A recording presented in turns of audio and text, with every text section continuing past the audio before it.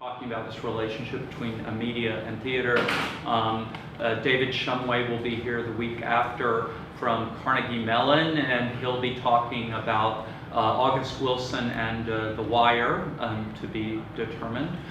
We also have an event planned with Robert Reed Farr, who's the newly appointed head of gender and sexuality studies at Harvard. He's a former Edward Said chair, and he'll be talking about James Baldwin, and we're going to try to arrange a screening of this film, which is actually at the Human Rights Festival, which is entitled I'm Not Your Negro. I'm Not Your Negro. Thank you. And we're going to try to film that, screen that before Robert comes. And finally, Tim Raphael.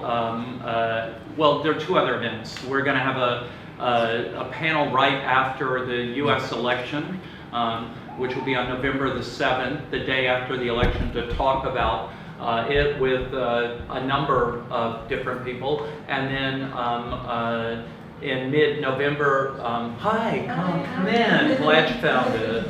Great entrance. Okay, the other event that we'll have is with Tim Raphael from Newark, Rutgers, who runs a center called Newest Americans.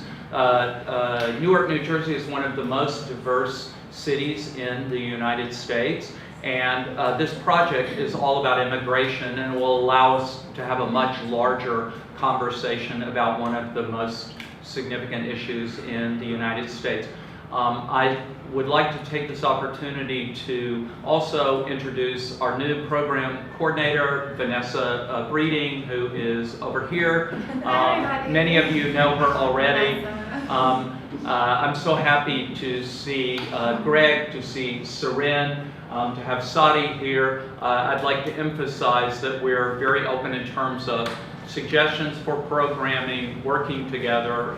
Please let us know what you're interested in doing, what you think is important, and we will try to accommodate you. Also, Corrie Ismaili, if you have not met him, is the visiting professor of American Studies, Media Studies this year, and we're really happy to have him. He's going to be offering a course on Trump and Trumpism in the spring, in case you haven't got enough of him.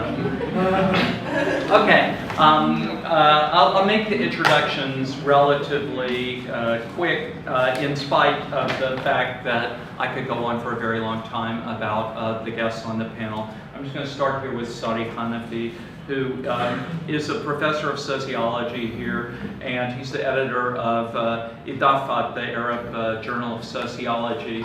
Probably most significantly, he's the president of the International Sociological Association. He's the first Arab ever to hold that position, and Palestinian, I would assume.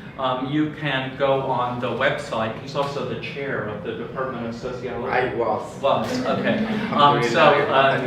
I invite you to take a look at his absolutely extraordinary output on the website of the sociology department, and we're really thrilled to have him here. He's worked in occupied territories extensively. His work spans a breadth of things, and I'm sure he'll talk about that when he talks about the play.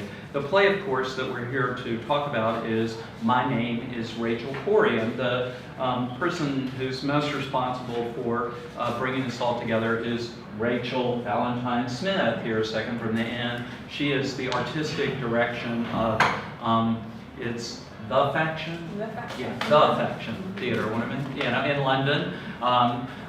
When we did King Lear here a couple of years ago, we worked with them on that production. Sahar Assaf, who's here, who's the co-director of the theater initiative, also had appeared in one of their productions in London, Dario Fo play. So it's really wonderful to welcome you back. Again, I would send you to her credits, but I would say that what's really astounding is the breadth of the work. I think it's sort of true of everybody here on the panel, but as I said, we worked on King Lear, the Schiller Fest. This is something that Mark and Rachel, her collaborator at Faction Do, is big historical plays, bare-bones Shakespeare. They've gotten accolades, innumerable accolades in the press in London, and well-deserved. So we're really excited to have her here to talk about how this project ended up here.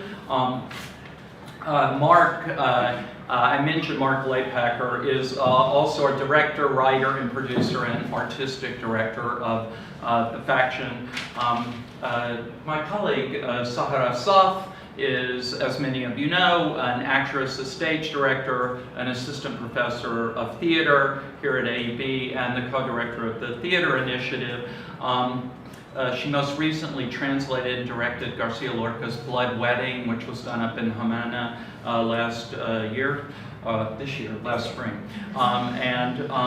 She conceived and directed No Demand, No Supply, a documentary play on sex trafficking in Lebanon, and co-translated and co-directed this King Lear production that I mentioned. The final person I'd like to introduce, I just met her last night, and congratulations for finding our building, is Clare Latham, who's from my hometown, Atlanta, Georgia. We discovered, and I wouldn't necessarily have known it, but she gave a really extraordinary performance. If you have not seen it, I urge you to see it. For those of you who perform, you have some sense of what it's like to be up on stage and be a solo performer for, in a piece this long and poignant. She trained at Stellar Adler Studio. Her London theater includes Doubt, A Parable, which was at the Southwark Playhouse, Danny and the Deep Blue Sea at the Southwark Playhouse, the world premiere of Don't Smoke in Bed, and the UK premiere of Blue Surge at Feneborough. I could, again, go on with what she's done, quite impressive from somebody from Atlanta. And she's worked with Mark and Rachel extensively. So what we're hoping will happen here, and we're going to begin with Rachel, is that Rachel Valentine Smith, that is that one of the things that we're hoping will happen is that we can have a broad-based conversation that will bring you into, that will talk about a whole range of issues, from solo performance to the role of women in the theater, to activism, and obviously issues related to occupied territory, colonial settlerism, all of these sort of topics that came up as a result of the play. So what we're going to do is, I'm hoping that Rachel will talk a little bit about where this came from, where did the project come from, and tell you a little bit about it for those of you who've not seen it yet. And then Sari, as I said, has worked extensively in occupied territories. It's an area of great interest to him. We'll look at it from that perspective. Sahar Assaf, who is herself a performer, has worked as a solo performer, has done a lot on female performance in the female writing and performance in the Mediterranean area, among many other things. And Clare, who is in it. We're going to end up with 4 perspectives on this performance. And we'll open it up after they each speak for about 12 minutes or so for a sort of broader conversation. So if you have questions, there will be a discussion for a good bit afterwards, and that's the whole point. Thanks for your patience. I know it's a long introduction. Rachel, welcome. Welcome to you all. Thank you, Robert. Maybe I could hire you as my PR advisor. Seems to be able to sell me better than I can sell myself. Hello, everybody. Can I just get a gauge on who's already seen the play? Who's going to see the play tomorrow? That'd be great. And has anybody read the play that might not see it? No, okay, fine. So I'll just start by giving a brief introduction to the play itself, because it's really part of the journey. So Rachel Corrie was born in Olympia, Washington, USA. I think that it would be a disservice to say an average American sort of upbringing, in that Olympia is known as a very liberal, very artsy part of America. I'm sure that the Americans on the panel can attest to that. Actually, Rachel's early education program was called an options program, which has a focus on arts and also understanding world issues from a young age. So Rachel's extraordinary sort of primary education started in this small town on this lake with the Olympic Mountains as a backdrop, learning about children in Africa who were starving, or learning about other world issues from a really, really young age. And I think that lit, she tells us herself in her diaries that lit a fire in her belly. And I think she had a sense of something global from an extraordinarily young age, and that's something that drove her through her life.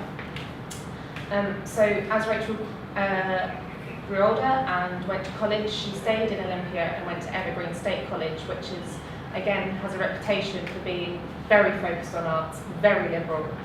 I think Kurt Cobain went there. Did Kurt Cobain go there? There's a couple of sort of famous alumni that sort of, you go, of course they went to Evergreen State College. And when she was there, she started finding work in local activism and started engaging in the local community, and also found a group at the college called ISM, the International Solidarity Movement, who are a non-violent group of volunteers who were, especially at the time, working to prevent the demolition of homes in Palestine, in Gaza. And through that work, Rachel then felt compelled to go and be an activist on the front line. Sadly, that resulted in her death 50 days after she arrived. She was killed by a bulldozer, the bulldozers that were demolishing the homes, that's still demolishing the homes. She was standing in front of the bulldozer, and the real controversy comes from her death in particular, of whether the bulldozer driver could see her or not. And because of that controversy, and because she's American, that became a huge, a prolific international media case. And what's interesting about that is because we'd be making a piece of theatre, you tend not to concentrate on the death of the character in the room. So actually we haven't even spoken about anything to do with that moment where her life came to an end, which is quite extraordinary, because that's what brought attention to this young woman, this incredible young woman's life. Rachel was also a prolific writer. She journaled a lot, and she kept in communication with the people at home a lot when she was in Palestine. So because her death had this huge media attention to it, the Guardian newspaper in the UK, with the permission of her parents, published some of her emails that were from Gaza that was sent home. And then from that, the late amazing actor Alan Rickman approached Elise Dodgson at the Royal Court Theatre. She's the international producer there. She works a lot in the Middle East. And they decided that this story needed to be shared on a wider platform. So along with Catherine Viner, who is now editor-in-chief at the Guardian newspaper, at the time she was a journalist that had worked a lot in the Middle East and was working for the Guardian, they edited Rachel's journals and emails. When they approached the text, they knew they wanted to work with Megan Dobbs, who was the original performer of My Name is Rachel Corrie. But they actually spent 18 months trying different things with the material, writing new material, thinking about getting different perspectives in the play. And then after this sort of 18-month process, they realised that the thing that really mattered were Rachel's words, and it became this solo show that Megan performed at the Royal Court Theatre in 2005. The success of that show then led to a West End transfer. The West End transfer then got a New York transfer to the New York Theatre Workshop. That show never happened because the artistic director backed down because of pressure from the Jewish community, suggesting that the play was anti-Semitic. The play then did happen in New York at the Minetta Lane, that's right, the Minetta Lane Theatre, and I think that was a great success, and since which the play's been performed all over the world. I think it's a real testament to Rachel's parents that they have taken this unbearable tragedy from their lives and allowed us to explore it as a piece of theatre and offer something that can have a real sociological impact. It can start a conversation, and it can make us Westerners a little bit more aware of certain things that go on in the world. So I'm very grateful to them that they allowed this to happen, and I'm very grateful to the whole team that's managed to make this production happen.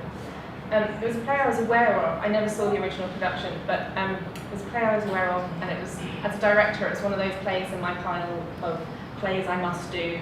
And then there was something last year in terms of where my work was going personally as an artist, and having come to Lebanon and co-directed Kinley with Sahar, I knew that I wanted to focus on something that had more of an international angle.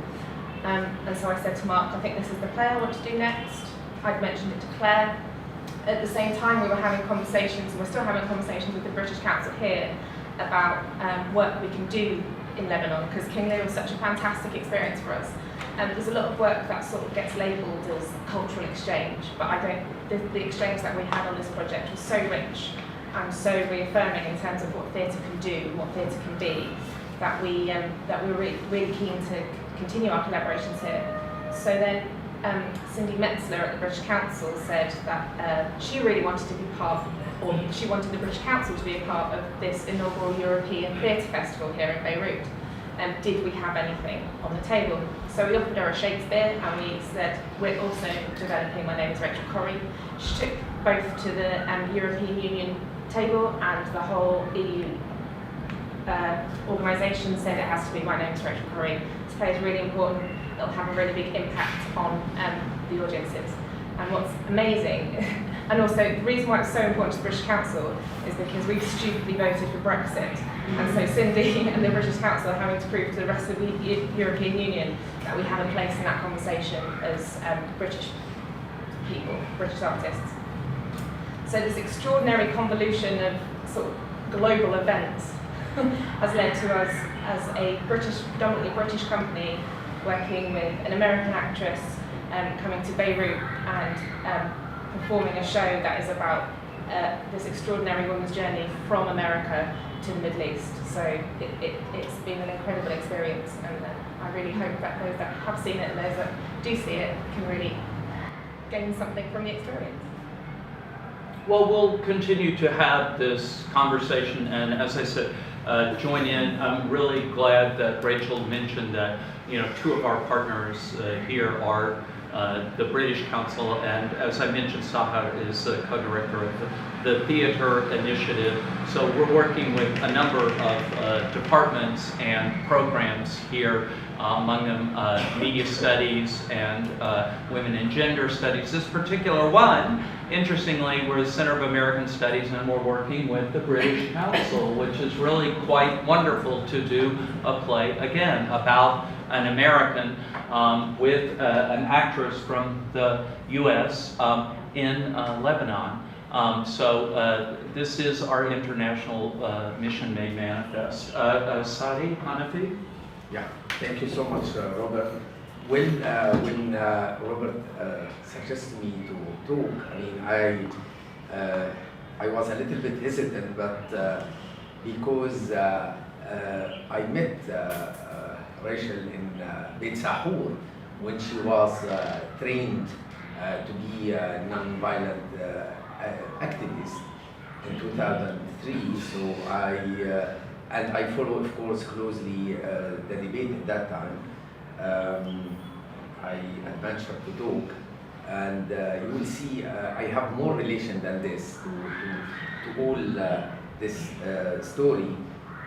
But I am a sociologist, and I don't want to adventure to make any filmic or play critique in front of Robert, Koros, Zena, Greg, my colleagues in media studies. They do nothing but this. So in social science we provide a boring analysis usually, okay? And this is why we do some graphs, I mean colorful graphs, to compensate our boring things, not to be bored. But I think I would like to stick to some view as sociologist and participant observation on the question of Palestine and to deliver some thought. First, let me say what I love in the play, that almost half of it is not related to Palestine. It's telling us how we come to be interested in Palestine. It's everything but what the media often portray who are the supporters of Palestinian cause, and channel it through fanatism, eccentricism, sometimes anarchism, in a sense of not in a political sense of anarchism, which is very important, but in a social meaning. We see a trajectory, intellectual trajectory of Rachel, how she comes from her presentation in grade 5th in the school. We see her body language beyond the text, how she is. She has this humanistic view. How she will how she see the globalization as something to redress what is going on, or this neoliberal globalizations, and the responsibility, the ethical responsibility of the individuals, that we can do something. And I think this is why, if historically the position vis-à-vis Franco was a gauge of being human, or having this humanistic ethos in the 50s, I would say Palestine is really the gauge since specifically the mid 60s until today. Okay, it's a gauge of what the meaning of questioning the neoliberal order, what the meaning of being in late capitalism, of this savage world about colonialism, but also I'm very connected this about the vision of what society we want. I would extrapolate a little bit. I would consider today the position vis-à-vis Syria, and not necessarily, I mean, to be with the opposition or against the opposition, but there is a human rights issues in Syria. I mean, it's also a gauge of humanity, a gauge of what the meaning of the universality of the human rights, and unfortunately we see that some of the leftists worldwide and in the region, that they succeed in the test of the gauge of being supporter of Palestinian cause, but have so much trouble to understand what the meaning of protracted regime who use the torture in a systematic way, in a way of dealing of any subjectivity, political subjectivity. So bravo for this play. Really, we saw that this anarchic personality of Rachel, in fact, is so systematic of bringing a vision of the world, and how she reached to come to Palestine, and specifically to Gaza. And I will tell you something, that actually Gaza is not often a popular place for the ISM, International Solidarity Movement. This is if you like, you have an umbrella organization, and the branch chapter is in Beit Zahur. They deal with international activists. Not all international activists. They have a niche, Anglo-Saxon niche, if you like. There is a French niche, an Italian niche, go not through this organization. But what I will try to say that really West Bank, the holy place of Jerusalem, I mean, make many activists would like to stay in West Bank rather than in Gaza. So it's already an extra gauge, an extra sense of responsibility of Rachel that she went there. So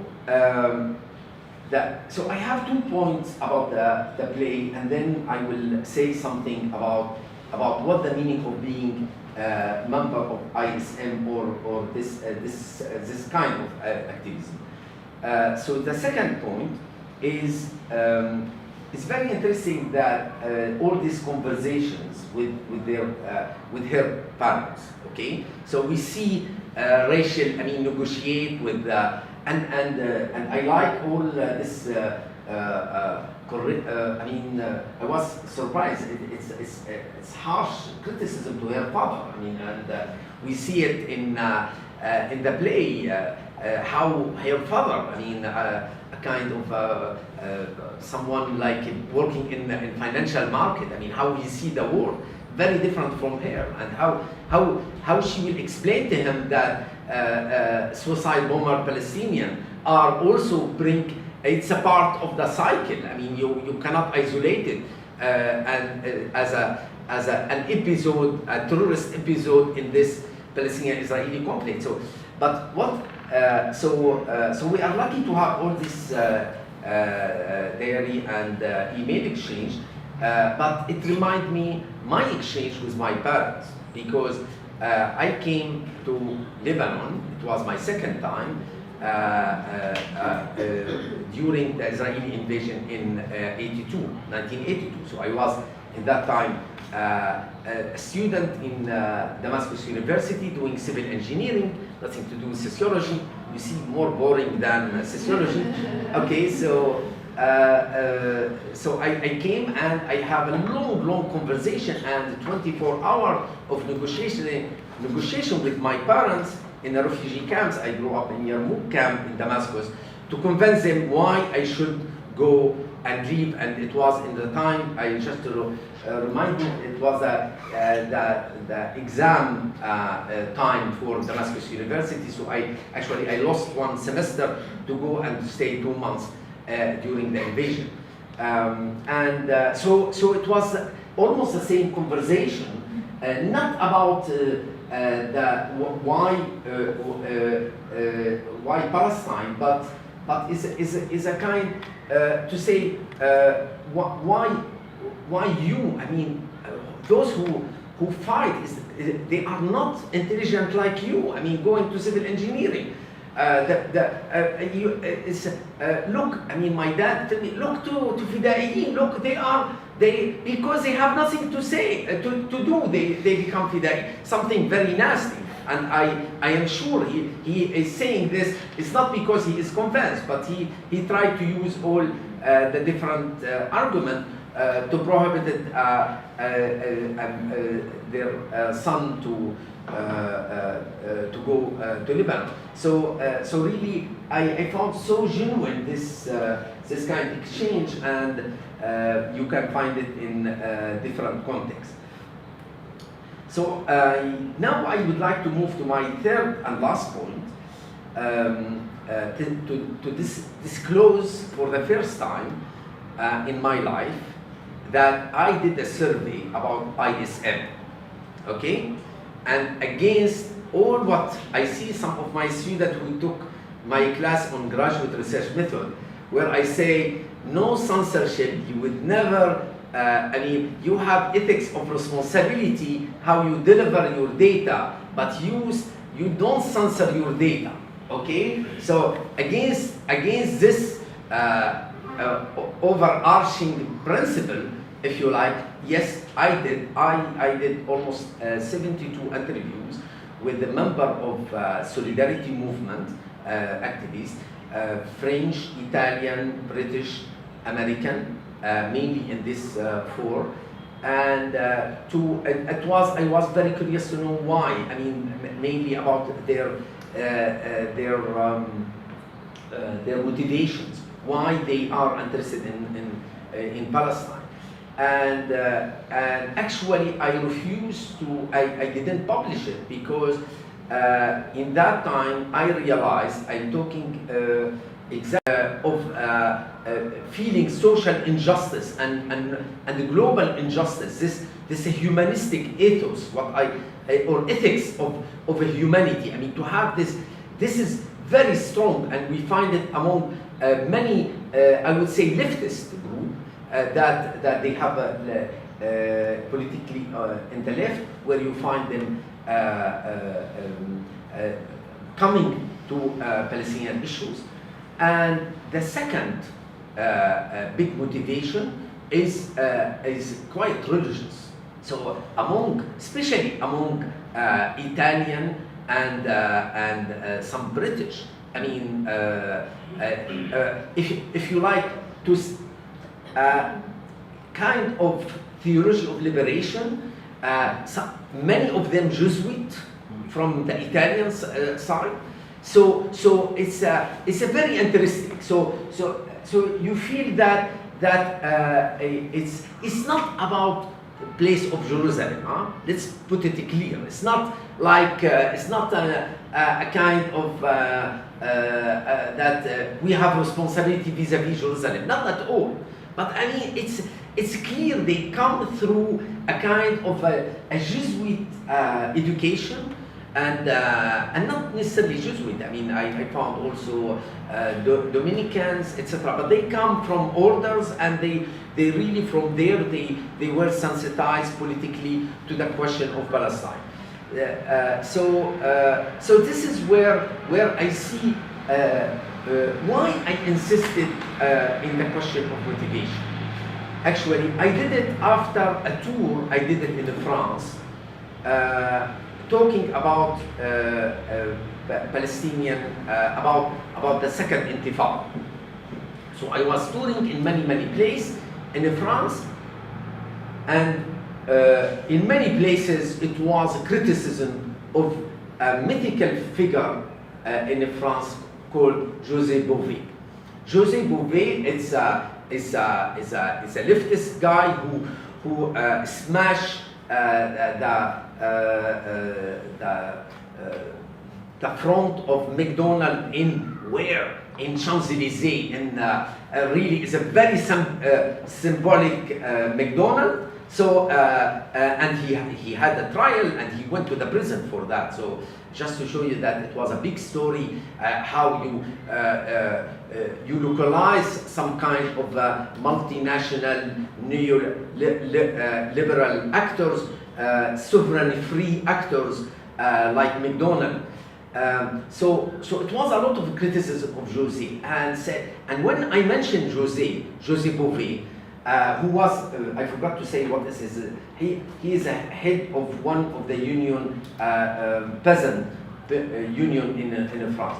So it was say, this for celebrity. He went hero. He wanted to show that he is a hero. He went to Palestine and he in front of the camera he take a picture, etc. So so I did the survey, and I will end here. I used to give this what I witnessed in my eyes, what happened to José Bové when he was in Palestine. So actually, when I was in Palestine, I have French passport, so I don't have a Palestinian ID. Otherwise, I cannot travel. By the way, this is, you should know my positioning. I have a French passport, so I was called by Mustafa Barghouti, all the leaders to accompany many of this ISM group, because I have this French passport, and even at that time I have an Egyptian car, Malaki al-Qahira. So I was called in Ramallah al-Masri. I am not Egyptian, but just because I have this car, because I have my position as a researcher in the French Research Center in Cairo. I'm coming with my car. So in any case, this is another story. So I was accompanying my the group of French ISM people and Jose Cove. So we entered to a village, and he saw, I'm very moved, I say. He saw a destroyed olives, and he sat under a tree, and he started crying for a half an hour. Nobody can really stop him crying. He is so affected. He felt the savage of Israelis. I mean, uprooted. Because he is a peasant. He knows what the meaning cultivating an olive tree. Okay, olive tree is not something you put it. It's not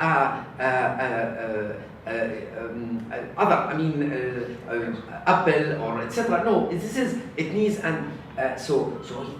So I was conveying this image that this guy is not looking for celebrity, and many of them.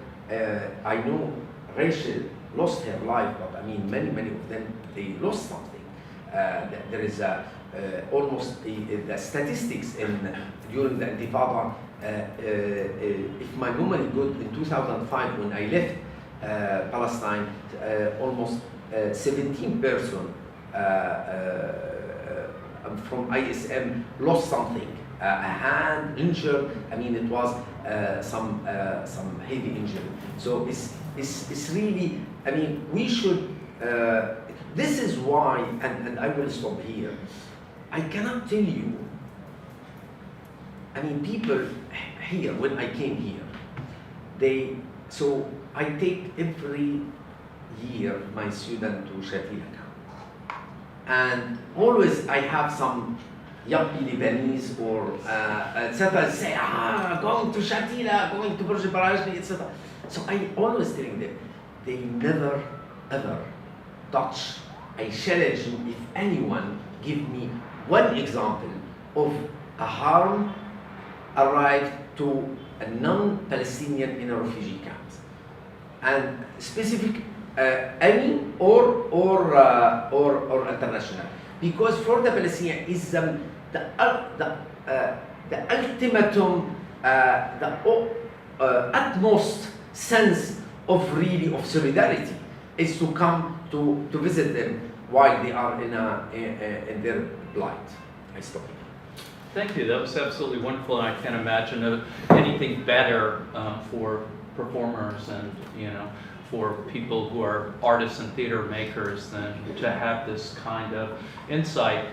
The next speaker, Sahar Assaf, also one of the many things that she does in her work is weaving together the social and political with the theatrical. Before I met her, she made a documentary film on female fighters during the Lebanese Civil War. Her most recent theatrical work, which I mentioned, is on sex trafficking here in Lebanon. She did a play about workers here at AB, and what she quickly discovered, along with the students and others who worked on it, was the invisibility of the people that create the infrastructure that allow for people's education. People simply took it for granted or didn't notice the people who make it possible. So this is woven into her work too, and one aspect of her work. So Sahar, please. Thank you. Just to attest to Sari's last point, I worked for a year in Ain Helwi camp, and I have to say I never felt safer. Yeah. Robert asked me to talk briefly about the limitations of documentary theater, since the play in discussion today is a documentary play, and I thought that's a nice opportunity because I personally am not only an advocate of this form of theater, but and a fan of this form of theater, but I'm heavily involved in a documentary play at the moment, and I thought that's actually a very nice opportunity to be to do some kind of self-evaluation and reflect on the kind of work I'm doing as I'm doing it, because sometimes, a year later, a reflection, helps in a way, but doesn't help in a way. So, and my first thought was, and I jotted down some thoughts that I, love to share, maybe they'll give us a new insight into the discussion and questions for Rachel and Claire. And my first thought was, watching the play yesterday in Beirut, and this is the first time this play, has been produced here, to my knowledge. And for me, it's a very touchy play. Like, I was moved. I read the play 2 years back, and I was moved, and I was moved yesterday.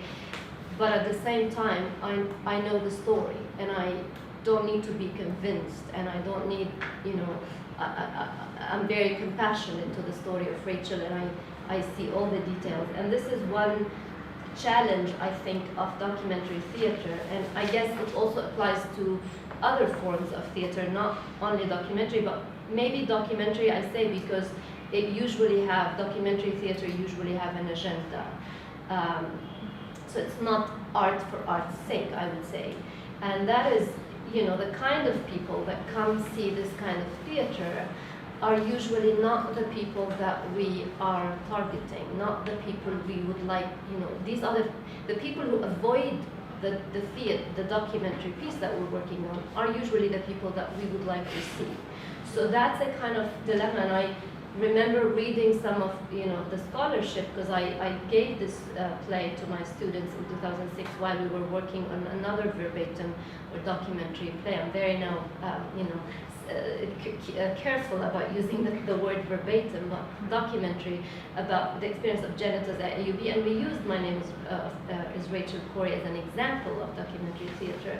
And I was reading that there was many demonstrations happening outside the law court, Jewish communities, and not going in before even seeing the play, before watching the play. They were just demonstrating the play and the story of Rachel Corrie. So that's one thought that occurred to me. Another thought is, the authenticity of documentary theater, because essentially we're working with true factual material or true material. Most, there's a spectrum of what counts as documentary theater. It's a big umbrella term. But in general, we use documents, we use reports, we use interviews with people. But at the end of the day, we're collecting these material, and then the process of editing, that mediation that we do as theater makers to put these stories on stage, maybe gets lost in the process of watching the performance. When we watch, for instance, reality TV, we're usually aware of the camera, we're usually aware of the staging of the play, but when we watch documentary theater, and I think that's why for some people it's very dangerous and it's censored, the audience would take the story as real because we lose track of that process of mediation. And at the same time, I think of documentary theater as a process rather than a product. So it's the process itself is what we can call verbatim, but the end product is not verbatim because it's it's a nice challenge actually, because it's very subjective in a way. And I love here the definition that David Herr, a playwright, British playwright, says about documentary theater. He says it does what journalism fails to do. In a sense, it's a nice idea, because yes, it's true, it's not objective, but I guess that's the aim. It is subjective. When I'm collecting these stories and then I'm trying to arrange them, I'm telling a story of real people, but it also becomes partly my story now. Now, in the case of Rachel Corrie, I think it's also very peculiar, because usually when you're working in such a form, you're working with real people who are still alive. You've interviewed them or you've read the stories, and there's a chance for them to be involved in that process and to comment on it and even to change. When I did my work on sex trafficking, I would send the selected excerpts of the interviews back to the women I interviewed and to the journalists that I interviewed, and they would say, yes, okay, you can proceed, or maybe like add something or remove. So they're part of forming that content. But in the case of this play, I think it's very interesting also this idea that we're you know, we're using the diaries, these are private material, and we're using the emails, again, private material of a person who is not with us anymore. So that distance, I mean, how does, that's just a question, I'm just throwing up questions out there, I guess, I don't have answers. If you did have an answer, if you let us know. Yeah. Now, I think, you know, although I'm speaking here of limitations, but I couldn't but, you know, think of also advantages of documentary theater. And one of them is that documentary theater tells us relevant stories. And not to say that fiction kind of theater doesn't tell us relevant stories, but, you know, but sometimes what is pronounced in the interviews or the diary in this case, or, you know, the documents that we use in documentary theater is even more, would be more articulate, more pronounced than anything we could write. And we saw this yesterday in Rachel Corrie, in the text itself. In addition, I think the advantage of using theater is that it really makes home for stories like Rachel Corrie, a story that, you know, media in the UK would not be interested in, you know, not in the UK, in the West in general. This is not a story that would, you know, make headlines. It made headlines because of the play and the controversy around the play.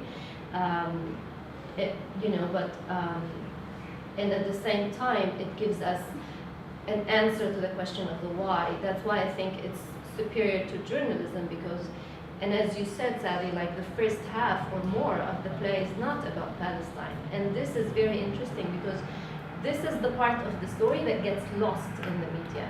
We don't see it. We see the story of this American woman that confronted a bulldozer, you know, and of course all the story there about whether he saw her or not, but we don't know about the motivations that are very, you know, they're not necessarily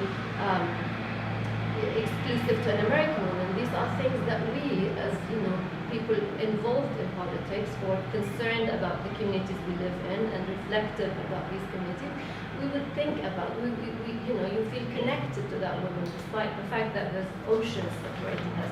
So this, the why question, gets completely lost in the media, especially today, the mainstream media, whereas, you know, you know, and that's why I think this is such an important work and needed and necessary work.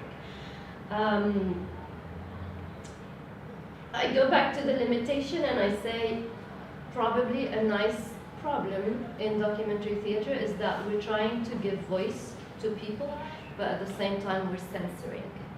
And that's a nice, not a nice, maybe that's a challenge, just, you know, to be aware of. So what, you know, the fact that it has an opinion and has an agenda makes it art.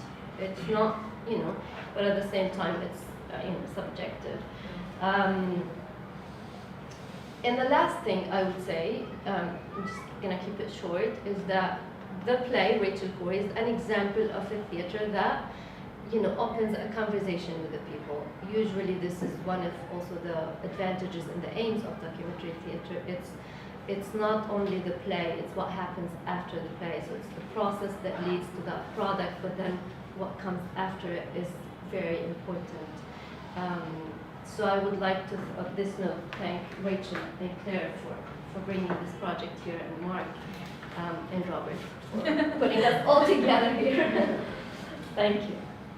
Thank you very much. I think that's one of a number of things that I hope Clare will talk about whatever you'd like, is that the fact that this is constructed almost like a Bildungsroman, a coming-of-age story, I would argue is what makes it so dangerous and powerful, is that, in fact, you can no longer walk out of the theater and think, oh, this young woman's misguided, she's foolish, or she's a monster, right? And that becomes deeply problematic, though I completely agree that there were a lot of protesters who weren't interested, who already knew in advance, and whatever. And in fact, that's one of the reasons I think it's particularly interesting for a performer is that you actually go through quite a substantial change, which every actor or performer, I think, you have a trajectory, and that 1 hour and 45 minutes or whatever every time you go out and do it. So please talk about that or anything else you'd like, and we're so happy to have you here. Sure.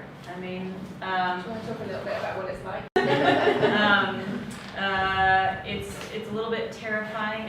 It was a little. I don't really think about like, do I get nervous about getting all the lines in my head, or the breadth of the material? But this time I was like, woof, this is a lot, and it's a lot to do. And just touching back on the where she comes from, leading to where she ends up, is interesting, because going through the first little bit over a third, almost half the play, she's in Olympia still. You follow her from she reads a journal from when she was 12. She experiences breakup. She experiences fighting with her parents, loving her parents, finding a love of where she comes from. And then all of a sudden it's like, now I'm in Jerusalem. I was like, wait a second, like where did that come from? I mean, the way the play sets it up, and the way that the journals, the huge scope of journals that have been compiled, you see this slow burn of this realization, this fire in her belly that something's not right, something has to change, and that there comes a point for her where that it bursts into the present, that bursts into the immediate and the need and the demand to do something that she saw was wrong, and that if she didn't do that, if she didn't go directly to Palestine to help these people who she saw at the utmost of suffering and injustice, then she is in fact a part of the problem, which is a voicelessness, certainly on the Western side of things, due to a huge editing of what we receive in the media and humanitarian groups being selective.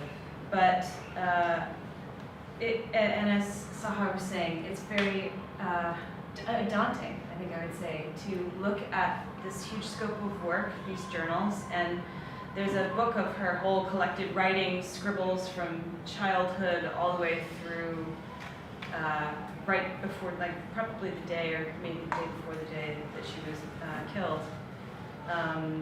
And she's not around, and it's not something that you want to contact her family about and say, tell me all about what she was like when she was 10. That's not really appropriate, and it's not really applicable. So you just have to, and also someone's journals are so private. I mean, I'm not going to show my diary to somebody, let alone present it to strangers, hundreds of strangers. That's bananas. So it's looking into the personality of someone, the soul of someone that they keep to themselves, which is private and vulnerable, and then figuring out how to turn that into a person that you meld with for an hour and 45 minutes, and doing justice to that person. I have to say I felt a lot of responsibility to Rachel. She's here. She's a part of this process. These are her, not only do her words live on, but I do feel a certain presence from her work and taking on her words, and I felt a gigantic responsibility to still do. I'm still doing it. To be truthful to her and to be truthful to what drove her and what her passions were. They're so important, and that is why this play exists, I think, is because those things need to be heard, and those things need to be felt, and those things need to be done by other people, not necessarily standing in front of tanks. We can't all stand in front of tanks. Maybe we shouldn't stand in front of tanks, but we should do something. We should be active. The ISM's big philosophy was direct action, and not violence, of course, but I think direct action, doing something, being an active person was this thing that built for her, which is really inspiring to take on. I mean, I feel I feel not worthy, I guess is one way to put it, of inhabiting her shoes. I think they're rather big shoes to film. But you do it with a plum. Sure. You do. Yeah, I don't know. Well, one thing that we'll open the floor here in a second, but one thing that occurs to me that's sort of gone across everybody's comments is this idea of activism, because one of the comments I heard after the play was, well, it's the world we know, and it may have gone all over the world, though I imagine there are some places it's not been produced. And it's interesting to try to think about what those might be. And oh, well, it's a world I already know about. And she sort of can be viewed, and this is me extrapolating, no one said this, is that she's sort of a kind of Western do-gooder or whatever. What we've seen, though, I think in the discourse here is that she's an activist. The echoes of whether it's the French agricultural movement, liberation theology, civil rights movement. Like Clare, grew up in Atlanta, but at a much earlier point in which the civil rights movement depended upon people who were about 20 years old not listening to their parents, right? Their parents told them, don't do this. Well, in other words, if everyone is going to refuse to sacrifice, then you will not have change, you will not have a movement. And in fact, she represents something very akin to this. You see it in liberation theology, priests who are willing to go out and work with peasants, and they die, and they know they may die, right? And she obviously knew that she might die. So in that sense, it's understanding, I think, something that Sari was alluding to, which is what is the motivation for people to engage in this kind of activism? And I think that's a very interesting question. If you look through it through that prism here, as opposed to, oh yes, we've had a lot of trauma, we've had wars, we've had upheavals, we understand it.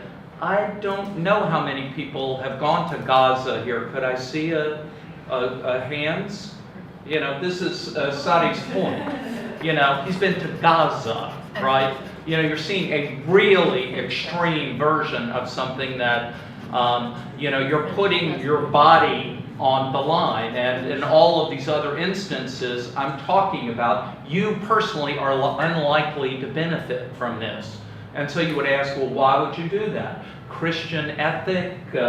What would drive a humanism that's, whatever. This is why she becomes a very interesting character. She's not likely to benefit from this. She doesn't know she's going to die, right? But the pathos of her story comes from the fact that, of course, she does. She knows she might, and she does. So that's the activism, it seems to me, is one of the sort of key threads. Where does an activist come from? Where does a Gramscian intellectual come from? What makes people, besides being an armchair sort of passive observer of what's going on, to going, I'm actively going to get involved, and I may not benefit, but my family will, my community will, my children will, right? And I'm willing to do that, right? That's a very interesting character in my opinion, and it's a kind of a world historical figure in that sense. We were talking to a Palestinian artist who's now living in London called Momin Swatat,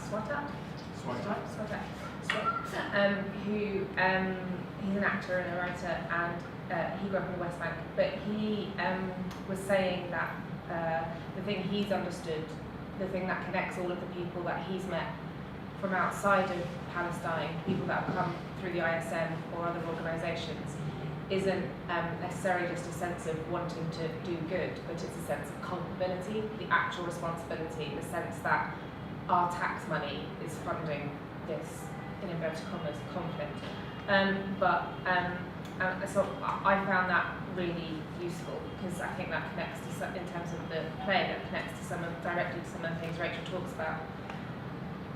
But also Kath Viner, when I spoke to her just before we came out, one of the editors of the text, she said, she asked me if I'd been to to Palestine? And I said no, and she said to go to Palestine is to understand Rachel.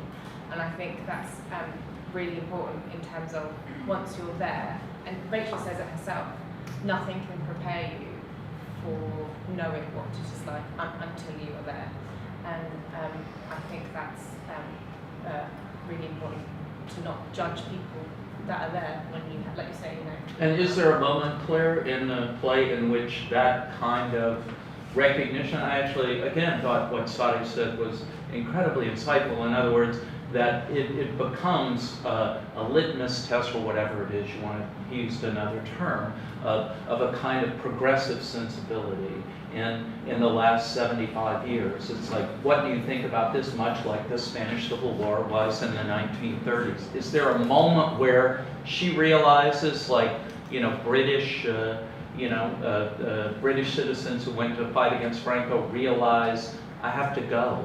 This is my fight too. This is my battle. Yeah, I say that comes pretty early on in the play. Actually, she has a lot of connections of anti-war global justice activism based in Olympia, and of course contact with the sort of ISM folks who were based there or had come back, or were from the school and then came back as well.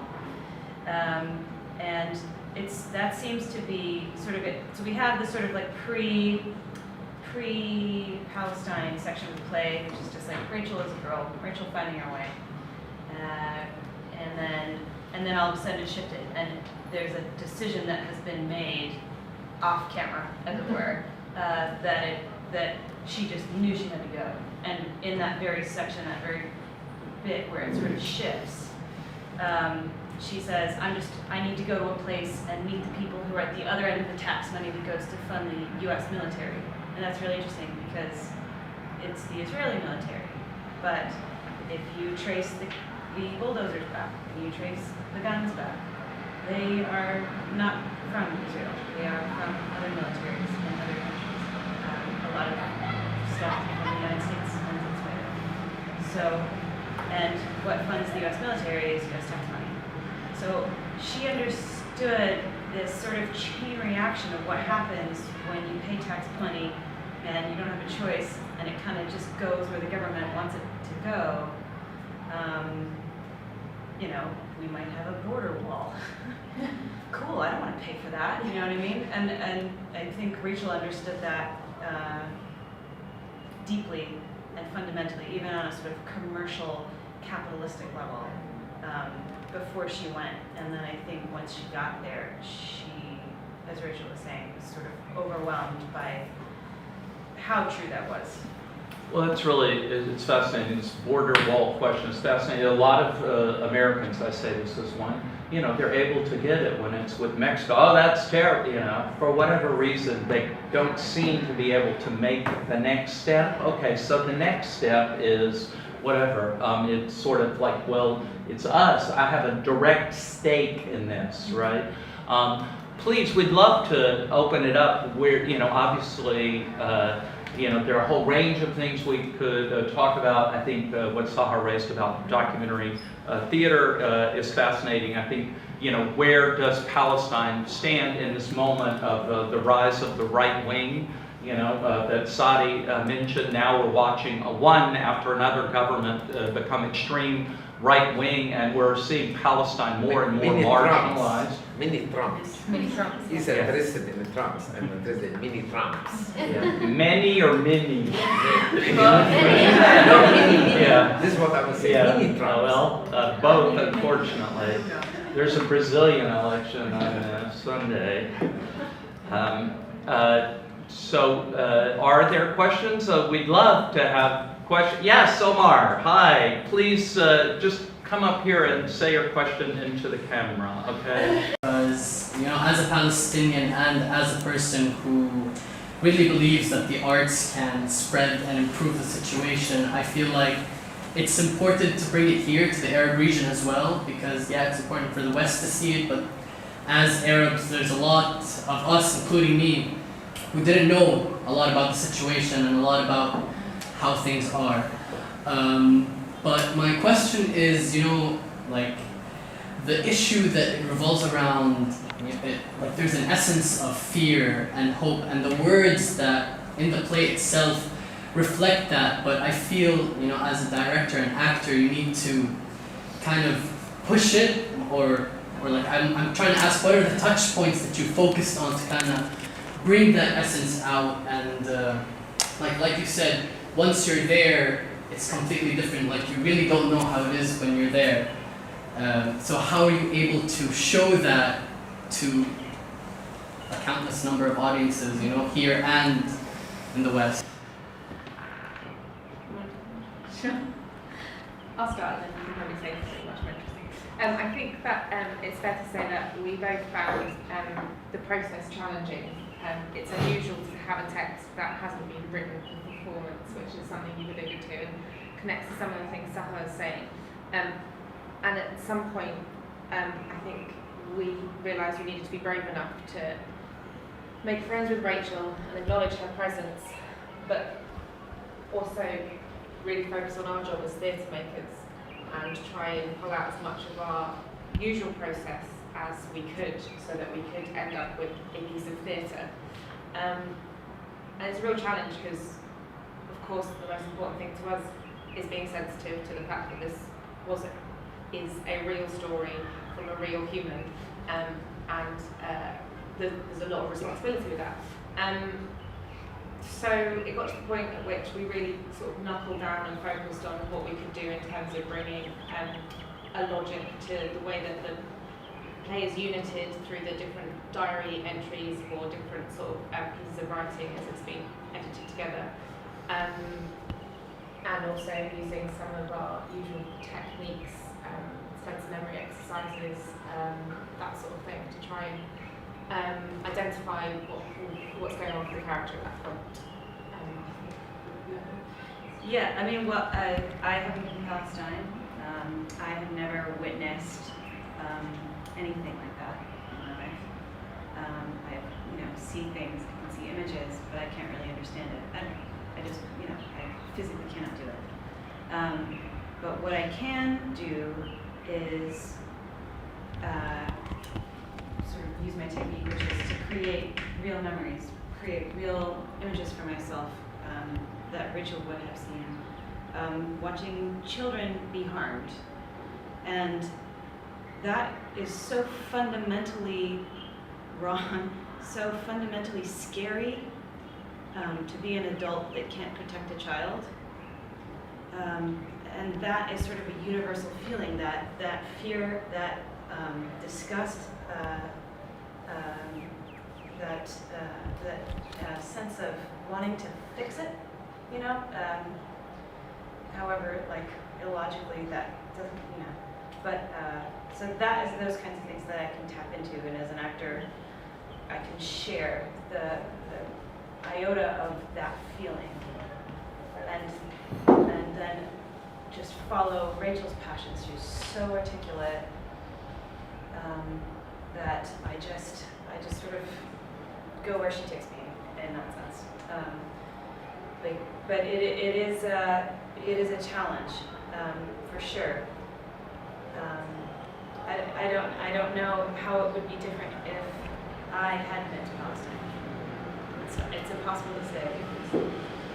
Well, it's interesting what you're saying too, is that a lot of people don't approach the play as, it's the story of a writer, right? I mean, she obviously saw herself as a writer, an artist, a reporter, and the idea that this was just kind of like, she was writing to write. I think she, as most writers do, was kind of writing herself into history too, right? Is she understood that her story, she was making up that story. What's very beautiful though, and this is an interesting part, it seems, is there are many theatrical forms that you could put on any life, but one that clearly you did not opt for, and I think would be very damaging, is a martyrology, is that somehow she's a martyr. She's not a martyr. It's not, I think that's what I came away from the play thinking, oh, this is a kind of somebody who got wisdom, is somebody who what does it take in this life to achieve wisdom? And the irony, of course, is when you get wisdom, then, you know, frequently it's at a point in your life where you really can't do that much about it. Then, in this case, because of course she dies. But it's a very important point, I think, that has to do with what Sahar is saying, is a documentary play. I think a lot of people mistake it for nonfiction or the truth. It's another form. As I would, you know, Michael Moore has a new documentary film, and people think it's the truth. I'm sure he's got a big group of people go, oh, that's the truth. Well, you know, it's a documentary form, and I think theater functions like that too. And its power may have been what people found so threatening, is they must have thought something about this form was extremely threatening. Otherwise, you wouldn't have seen it censored and resisted in so many places. Other questions? Sarin, please, just Firas, can you try to get Sarin on camera here? Of course. I'm sorry? Yeah, Mark. Ramar. Oh, Ramar. Which marks Martine. this is about really an interesting comment that you made in relation to martyrdom, because actually in Arab American writing, for some of these poets, she was represented as basically someone who was wrapped in the flag of Palestine without any washing, any of the rituals that usually, you know, non-martyrs would have to go through before they're being buried. Yes. So in that sense, there was a transformation, there was a reappropriation of this figure and somehow a rewriting of her story. Right. Now the question is really associated with this dilemma of the representation of violence in art. So, and my question is actually related to the choice of scenes to represent her story. Are there any specific moments that you felt were either beyond representation or would be diminished by representation, that you had to just allude to them without really putting them up front there, you know, out there? I think a lot of that work has been done in the editing of the journals, because like Claire said, that her full writings have been published. And I made a resolution for myself where I had to trust that Alan and Catherine and Megan made the right choices for their process. There have been criticisms about some of the editorializing from the entries, but as you've said, documentary theatre, and as you've said, is still subjective, and we have the material we have. So I think that also the fact that Rachel's writing changes from when she's in Olympia towards the end of the play is useful, and those entries that are short and full of information and reports allows us as theatre makers to go, that's all she could write about in that moment, all she could offer was the facts.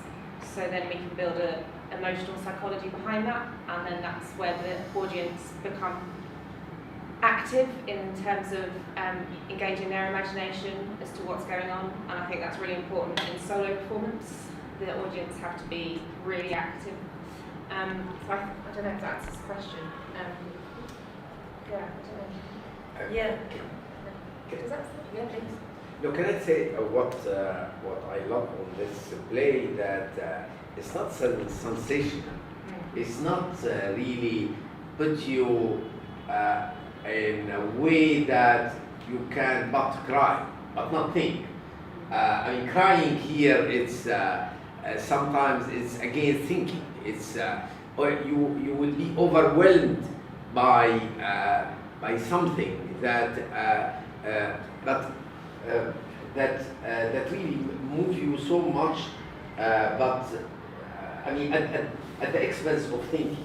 But here the force of the play, that in fact we keep let us think about many thing, and we see the sense of injustice. I think how she described the food of the Palestinians and how the play and how they spend their time watching so powerful to tell about what the meaning of being stranded in such a situation. And so it's so powerful without really, overwhelm you emotionally. And I saw many theater and movies about Palestine where really it's, I don't feel well, really. I think, especially what I see from the vantage point of this region where the violence is everywhere, art should really maybe showing us less violence. I mean, we don't want social realism. It's every So I think there is a responsibility here for the art to emancipate us from vulgar reality. Well, if I understood Sarin's remark correctly, sorry about that, Mark. One of the questions inherent, or issues inherent in it, is one of representation that we're seeing repeatedly come up, like whose story gets told.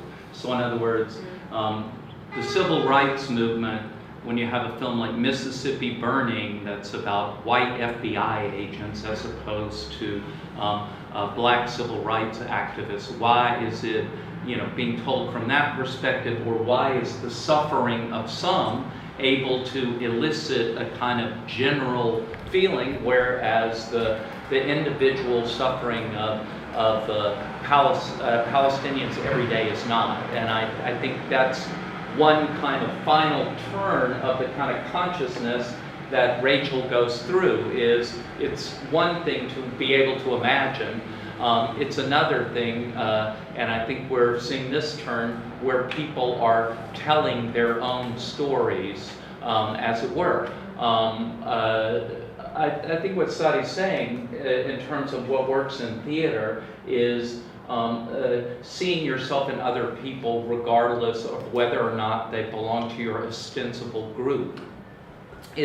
And it's a sort of humanistic question. Is there a general humanism? I think Clare alludes to it when she's talking about children. I mean, it's also a sort of Stella Adler technique, pardon me if I'm simplifying it, but it very much is. It's seeing that story in your story. And theater is one of the media that does this best. That's my story, whether the person belongs to your gender or ethnicity or sexuality or whatever, that's my story. That does not obviate this question of representation, though, and it's a huge and important question of whose voices get heard, what gets disseminated. But again, this was one that was suppressed too. This was not like people were like, oh, this is great, let's tell this story. This was a story that was very, very actively suppressed, right? People didn't want this story, certainly in the United States, and I know this firsthand from my own whatever. They're against it, it's trouble. And then you have to ask why that is. And it looks a lot like the Freedom Riders who went to the American South. Yes, they were basically, whites from the North who went and participated in the freedom rides in the South or whatever, but that is as dangerous as anything else, right? It's not that their suffering matters more, it's that once you get solidarity of that kind, that becomes this political force very frightening to people. On our first evening here, we were just off Hamley Street, and there was an older gentleman having a cup of tea outside, and we got chatting. And within 3 minutes, we decided to solve all the world issues. But he said to me, the day that we stop operating with money, the day we'll see peace in the world. So, The way, sorry, again? the day we stop operating with money is the day we'll see peace in the world. So. Well, it's interesting she links it to capitalism and to neoliberalism, and it's very interesting when you have these questions of whether it's identity or other sorts of political questions. What is generally absent are questions of class, social class, capitalism, the economic system. Usually, sometimes they happen hand in hand, but it's fascinating how it's almost from the beginning that her getting of wisdom is her recognition at a very early age of a kind of class privilege that she has. I find that quite fascinating. Other comments, questions before we go? We're so happy to see all of you. Yes, Vanessa, please. So yeah, with this link which came up in Sari's comments as well between Rachel's story and neoliberalism and late capitalism, I'm curious about this notion that has come up a couple of times that you can't know until you go, right? That will be something fundamentally transformative or different, and especially when you bring up watching a child be harmed. We see children on the streets every day in Beirut, and it's been one of the hardest things for me to see in my daily life as I've adapted to being here. And we have this film that's come out, Home by Nadine Levicky recently, which really is this close-up view on these really harsh conditions. And so I'm just curious if I think it's a debatable point whether you need to go in order to see whether there's something there. It could be a litmus test, and that it's for humanism and progressivism, your position on Palestine at this moment. But what Palestine is, the way in which the people of Palestine are totally mistreated, and the extent of the injustice against them is not something that's absent from so many other spaces throughout the world. So I'm just wondering if we could discuss that question a little bit more, because I think when it comes to direct action, to think that to go there is the place of direct action is another way to keep on not doing anything about the children that we see in Lebanon, about the issues that we have in all these other places, which could still represent, doing what your parents don't want you to do, but in a lot of different spots. Can I say that we should analyze. There is a difference between taking, for instance, what I do, taking my class every year to a camp where I feel when we discuss it in the following session, that it's for many of them. This visit is transformative. I mean, we didn't realize. I mean, we live here. But I am from Balad next to Shatila. I mean, no way. I mean, it's just 5 minutes and all this misery there. I mean, so you have this function of this.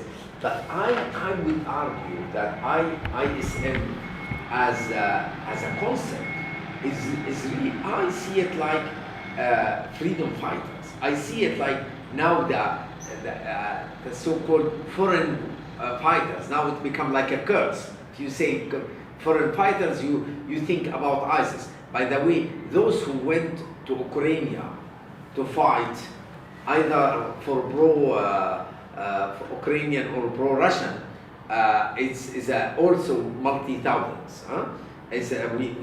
We curse.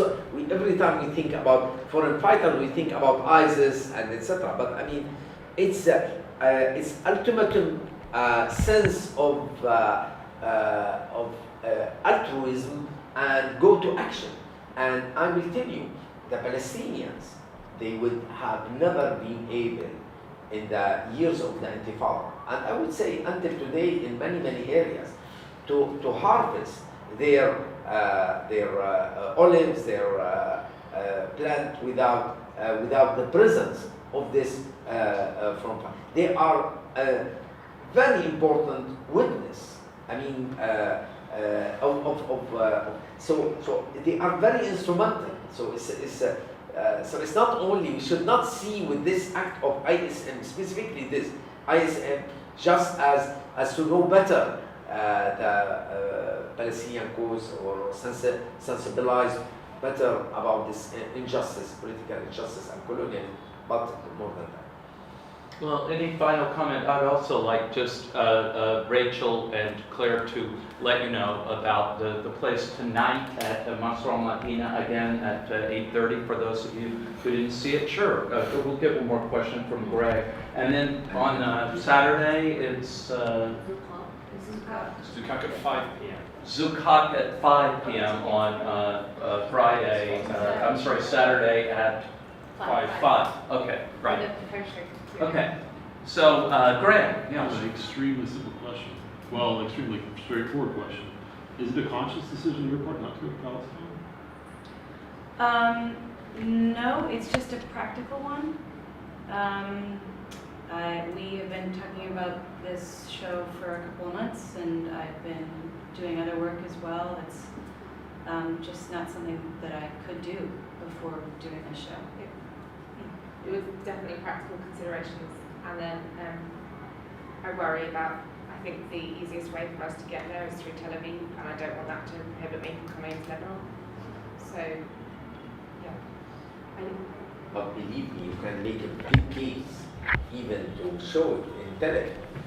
And I'm sure you have some radical civil society actors are ready to fight for you to present it there. And I would say, really, this is the most important two places to present inside of Israel and in West Bank and Gaza. I mean, so I encourage you strongly, really. There has been a performance in the West Bank. Ah, I okay. think an Iraqi actress performed it. And it was in Arabic. With the translation that was used last night. Yeah. But By the way, the translation is need a lot of work. Sorry to say, but with a very awkward translation. I mean, I was looking from time to time just Not to. theatrical, but it gives the meaning, I guess. Yeah, but when you translate interesting by Muthir in Arabic, I mean, What do you translate interesting as? Actually, had this conversation a lot. No, it depends on context, but I mean, مثير جدا. مثير للاهتمام. مثير جدا. مثير has a very sexual connotation.